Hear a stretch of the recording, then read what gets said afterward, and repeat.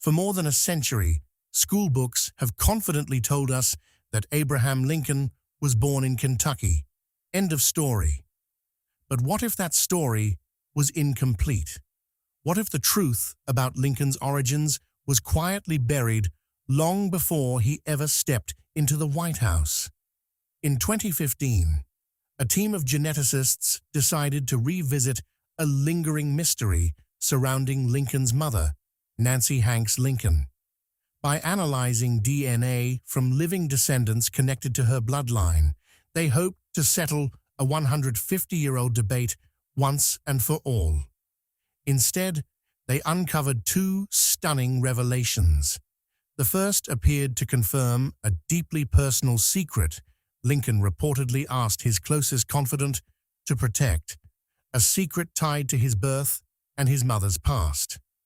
The second was even more shocking, a rare genetic marker that traced his maternal ancestry to a region of the world no historian had seriously considered.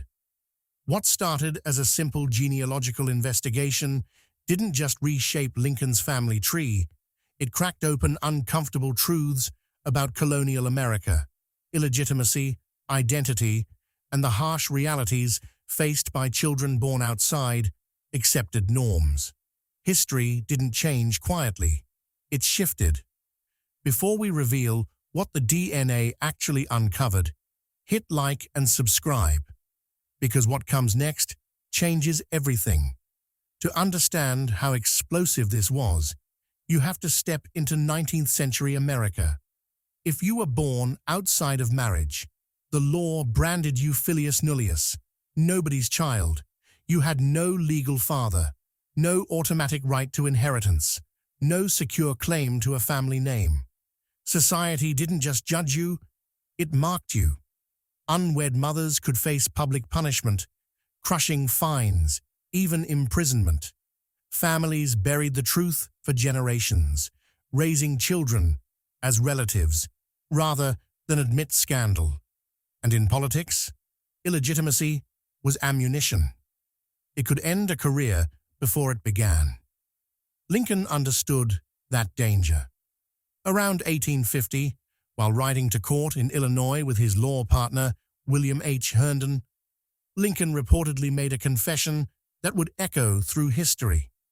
According to Herndon, Lincoln said, "Billy, I'll tell you something, but keep it a secret while I live.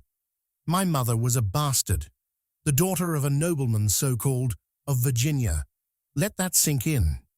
The future president, the man who would preserve the Union and redefine freedom, believed his own mother, Nancy Hanks Lincoln, was born illegitimate. He suspected his intelligence and drive came from an unnamed Virginia planter whose identity was never recorded. Then he added words that still resonate. "God bless my mother. All that I am or ever hope to be, I owe to her."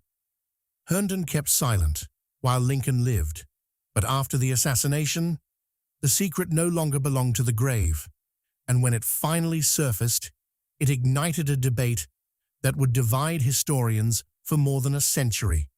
The evidence nobody could ignore.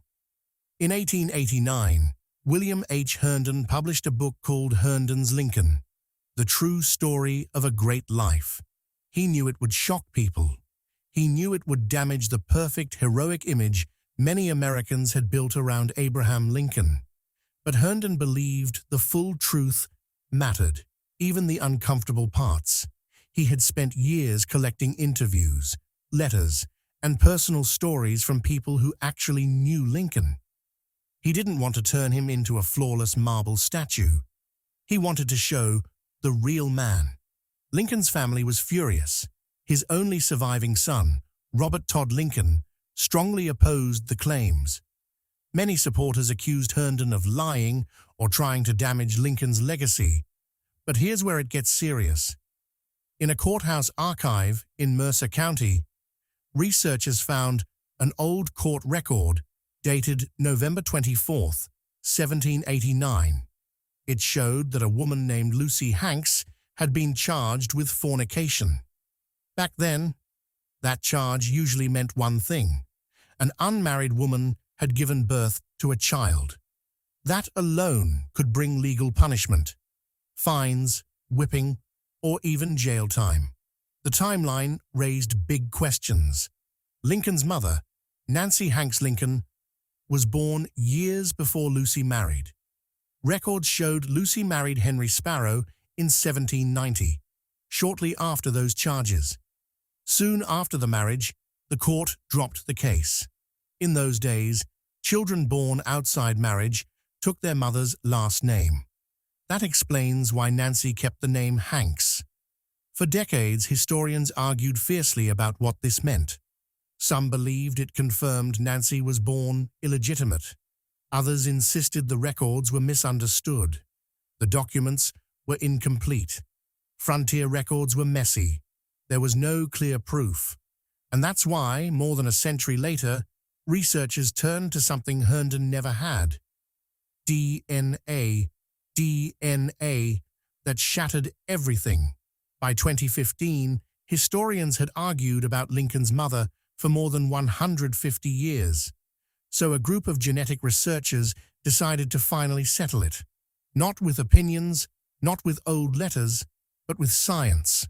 Among them were longtime family historians like Richard Hillerman, who had spent decades studying the Hanks family records in major archives across America. But now they had something earlier researchers never had: advanced DNA testing. They focused on mitochondrial DNA, or mtDNA. This is a special type of DNA passed only from mother to child. It doesn't get mixed like other DNA. That means if you trace an unbroken line of mothers and daughters, the genetic code stays almost identical for centuries. Here's the challenge: Abraham Lincoln has no living descendants. His last direct descendant died in 1985, so researchers couldn't test Lincoln's line directly. Instead, they traced the maternal line of his mother, Nancy Hanks Lincoln, going back to her mother and grandmother. If they could find living people descended from those women through an unbroken female line, they could compare the DNA. They formed two groups. Group A, people descended from the Hanks family's maternal line. Group B, people descended from the Shipley family, which some historians believed was Nancy's true maternal line. When the lab results came back in October 2015, the answer was clear. Group A matched perfectly, identical mitochondrial DNA, belonging to a rare genetic group called X1C. Group B had completely different DNA. The two lines were not related. The conclusion? The Shipley theory was wrong. The records pointing to Lucy Hanks were correct. And that meant Nancy Hanks was almost certainly born outside of marriage, just as Lincoln had once quietly confessed. A century and a half of debate ended in a laboratory, but the DNA revealed something else too, something ancient, something no one saw coming. The genetic marker that changed everything. When scientists looked closely at the DNA results, one detail stunned them. All of the confirmed Hanks descendants shared the same rare mitochondrial DNA group, X1C. If that name doesn't mean much to you, here's why it matters. Most Americans with colonial European roots carry very common maternal DNA types, groups like H, J, T, U, or K. These are widespread across England, Ireland, Scotland, and Germany. For example, haplogroup H alone makes up nearly half of Europe's maternal DNA. But X1C, that's different. It's extremely rare, especially in families long believed to descend purely from British colonial lines. Here's the simple explanation. Mitochondrial DNA is passed from mother to child and barely changes over time. Scientists use small genetic changes, called haplogroups, to track ancient human migration. These haplogroups act like deep ancestry markers, showing where maternal lines traveled thousands of years ago. Haplogroup X split into two main branches during the last ice age. One branch, X2, spread through Europe and even into some Native American populations. The other branch, X1, took a different route. It is found mainly in North Africa and parts of the Near East. Today, one of the highest concentrations appears among the Druze communities in places like Israel, Lebanon, and Syria. X1C is one of the rarest sub-branches of that already rare line. So what does that mean for Abraham Lincoln and his mother, Nancy Hanks Lincoln? It doesn't reveal who Nancy's father was. It doesn't solve every mystery, but it does reveal something powerful. Lincoln's maternal line was not simply a pure English colonial bloodline, as many once assumed. Somewhere deep in history, hundreds or even thousands of years back, that maternal line connected to regions most Americans would never associate with early Virginia settlers. The bigger lesson? The idea of completely pure colonial ancestry was always more myth than reality, and for generations, that myth was used to judge and shame people like Nancy Hanks. The DNA didn't just settle a family debate, it quietly dismantled an illusion. The woman behind the data. Now let's step away from the lab results and the courtroom records for a moment. Let's talk about Nancy Hanks Lincoln. Not as a controversy, not as a theory, but as a real woman who lived a hard frontier life. Nancy was born around 1784 in what was then Hampshire County, an area that is today part of Mineral County. In fact, local historians there officially recognized a research site as her likely birthplace in 2008. A year later, the West Virginia House of Delegates even honored her during the 200th anniversary of her son's birth. But Nancy didn't grow up in a place with tidy records and preserved documents. This wasn't Boston or Philadelphia. This was the rough American frontier. Families moved constantly. Churches were few. Record-keeping was inconsistent at best. There is no surviving birth certificate for Nancy. No church document clearly names both her parents. Much of what we know comes from scattered court papers, census fragments, and interviews collected decades later. From a young age, Nancy's life was unstable. She was raised by her grandparents after birth. When her grandfather died, she moved in with her aunt and uncle, Elizabeth and Thomas Sparrow. During her childhood, she was even known as Nancy Sparrow, which later caused confusion about her true identity. She grew up alongside another child born outside marriage, her cousin Dennis Hanks. In that family, illegitimacy wasn't unusual, but it was rarely spoken about openly. Despite those challenges, Nancy developed a reputation for strength and character. Neighbors described her as intelligent, gentle, deeply religious, and capable. She learned to read, not common for every frontier woman at the time. She learned sewing and practical household skills. She worked for neighboring families and earned respect. In 1806, she married Thomas Lincoln. Together, they had 3 children, Sarah, Abraham, and a younger son, who died as an infant. Then tragedy struck. In 1818, while living on their frontier farm in Indiana, a mysterious illness spread through the community. Today, we know it as milk sickness, caused by cows eating a poisonous plant called white snake root. At the time, no one understood what was happening. Nancy's aunt and uncle, the very people who had raised her, died first. Soon after, Nancy became sick herself. She was only 34 years old when she died. Abraham Lincoln was just 9. Lincoln and his father built her coffin with their own hands. They buried her on a hillside near their cabin. Years later, Lincoln would say, "All that I am or ever hope to be, I owe to her." For him, she wasn't a scandal or a debate.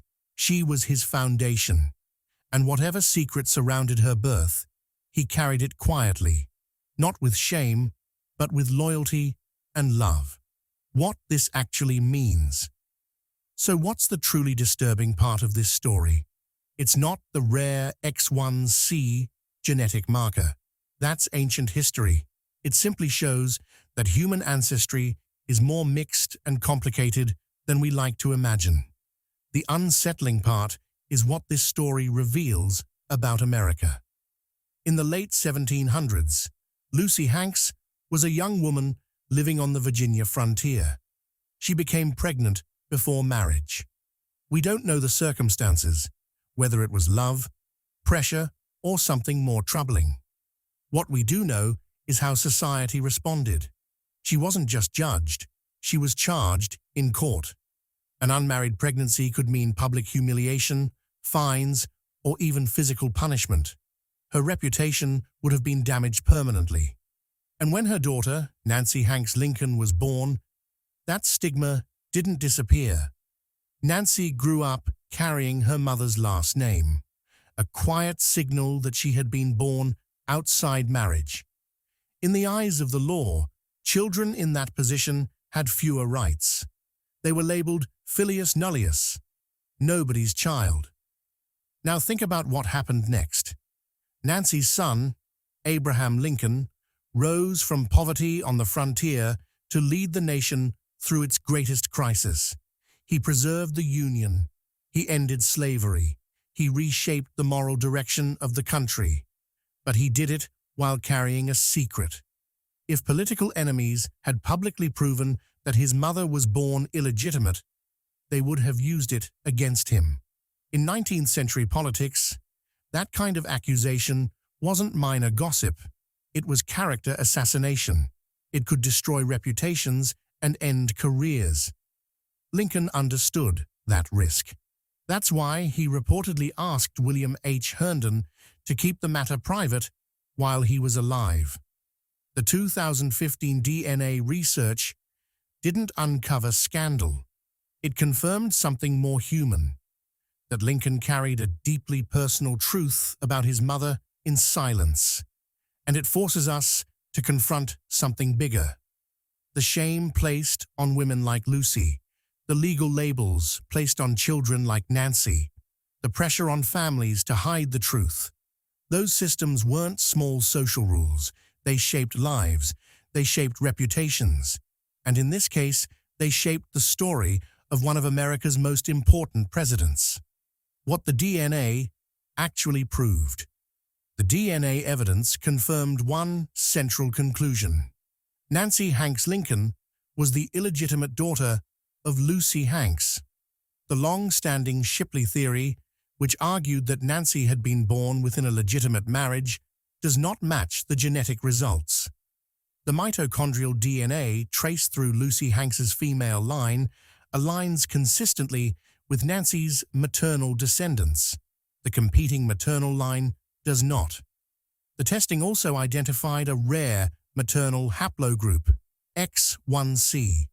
This lineage is most commonly found in parts of North Africa and the Near East. It reflects ancient human migration patterns thousands of years in the past. It does not indicate a recent family scandal or a hidden 18th century relationship. It does, however, challenge the traditional assumption that colonial American families carried only straightforward British or Northern European maternal ancestry. The genetic evidence demonstrates that ancestral lines were more complex than the simplified stories often repeated in early American history. What the DNA did not prove is the identity of Nancy's father. The name of Lincoln's maternal grandfather remains unknown. No surviving record identifies him with certainty, and the available documentation from the late 1700s is too limited to resolve that question. It is likely that this detail will never be definitively established. The broader meaning of the findings goes beyond genetics. In late 18th century Virginia and Kentucky, women who became pregnant outside of marriage could face criminal charges, financial penalties, or public humiliation. Children born in those circumstances carried legal and social stigma. Nancy grew up within that system. She was raised by relatives and carried her mother's surname, a common legal outcome for children born outside marriage under English common law traditions. Her son, Abraham Lincoln, rose from frontier poverty to national leadership. He had limited formal schooling, estimated at less than 2 years in total. His father, Thomas Lincoln, was largely self-taught and struggled financially. The family moved frequently across Kentucky, Indiana, and Illinois, seeking stable land and opportunity. Despite these conditions, Lincoln became president during the Civil War, preserved the Union, and signed the Emancipation Proclamation, ending slavery in the rebelling states. His speeches and writings remain foundational to American political language. Lincoln was reportedly aware of the circumstances surrounding his mother's birth. According to accounts from his law partner, he believed he inherited his strongest qualities from her. Whether or not that belief can be measured biologically is irrelevant to the historical record. What matters is that he held it with conviction. The 2015 DNA study did not diminish Lincoln's legacy. It confirmed a long-debated historical question and clarified Nancy Hanks, Lincoln's maternal origins. It also demonstrated that the idea of strictly pure colonial bloodlines does not hold up under genetic examination.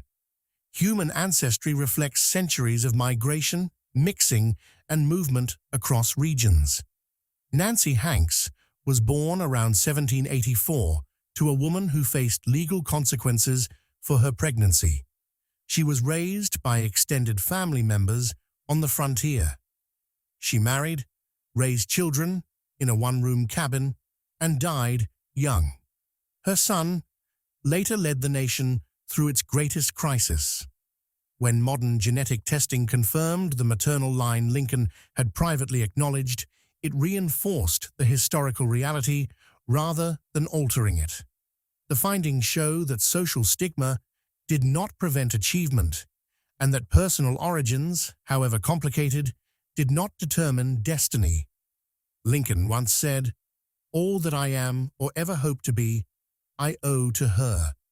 The DNA evidence clarifies who she was and confirms the truth of her lineage.